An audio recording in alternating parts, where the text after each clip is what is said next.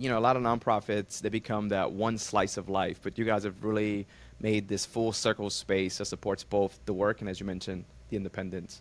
And 3 years, what brings you to this organization? You've been into the healthcare space. We mentioned you've been in radio. What brings you to the nonprofit, especially one like this?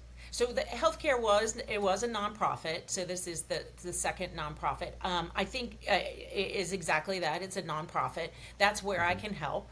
And this organization, while we do really big things, we are as small as a family. We have about 100 employees, and it has become such a warm environment. I have learned Hmm. so much from the people here. I have learned so much more respect for people with different disabilities, and respect for people who what they can do. Our COO is blind, and she's actually in charge of our technology.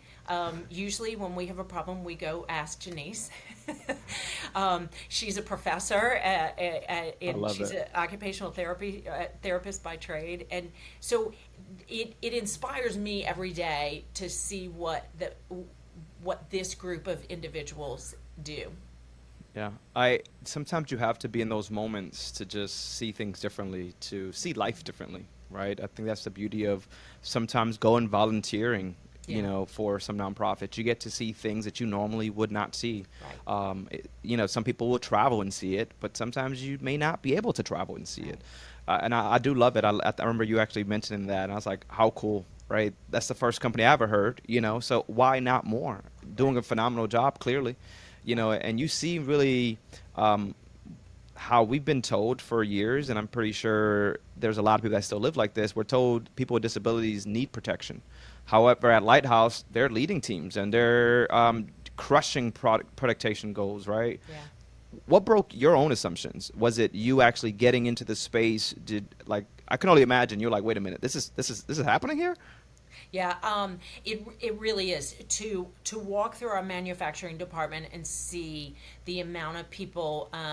We have 85% people in that department who are blind or visually impaired, and to see what they are able to accomplish, and do it well. I mean, we manufacture quality products for the federal government, and then also in the services side, we have two teachers who are visually impaired, and they are teaching other adults how to navigate their world, and I am just always amazed. I can't. I, I always say, this is, you have to see it to believe it, because these people truly are remarkable, but it's the work they do that is remarkable. Okay, do you remember those that really poured into you that make you this amazing leader that you are today? I mean, this is a very special place to be in, and obviously it takes a special leader like yourself. Who was the ones pouring into you as you're evolving into this now nonprofit leader, big nonprofit leader today? Well, I think my parents have been a huge influence on me over the years. They were leaders in their own right. My mother was an entrepreneur. My dad was a leader in his field, and then I have been blessed with the best mentors over the years, and most recently our CEO. Our president and CEO she joined about a year before I did, and she has just the business acumen, but she is able to teach and advise, and it's just been wonderful. We have a large female leadership here, and it's been really fabulous. I am always learning. I never say I know everything, because I don't, and I'm really blessed to have mentors in my life. You say learning. So the other day I was working with a designer. I said, "Hey, do you design pan flips?" And she just laughed. She's like, "What is a pan flip?" And she's like, "Is that something to do with cooking?" And I'm like, Oh, "No, it's like a brochure." And she's like, for "Oh, I've sure. never heard that, right?" And I was like you said, we learn something new every day. It doesn't matter. Especially with different generations, you learn something new. I was Absolutely. watching someone explain to someone what a beeper was, right? And the kid, he's now 20 something. He's like, I mean, I've seen it in movies, but I never really knew what a beeper did. Isn't it crazy, Kat, that we live in a world that people don't know what a beeper I is? know, I know. But we had them, Oh. and guess what? We lived without it. Yeah, yeah, we did. You know, what's really funny, I think about cell phones right nowadays is that we were once told that we'll never have a calculator in our pocket, right? We have it every day in our I know, pockets. I know. You know, so when people say that it's never possible, this organization shows the impossible. All Yeah. right, so I truly love it. And after 35 years in the storytelling and advocacy, what still surprises you about this line of work?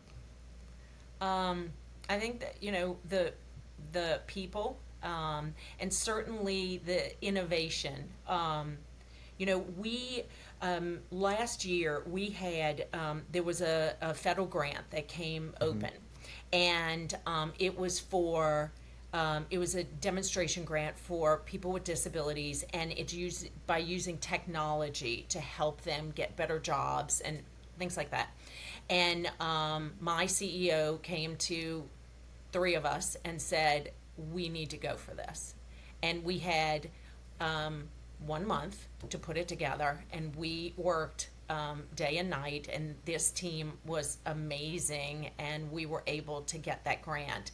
And so we are going to be able to help more people find better employment. And I'm so excited. I mean, everyone could have heard us screaming because we were so excited to get this. It's just going to help us Yeah. do more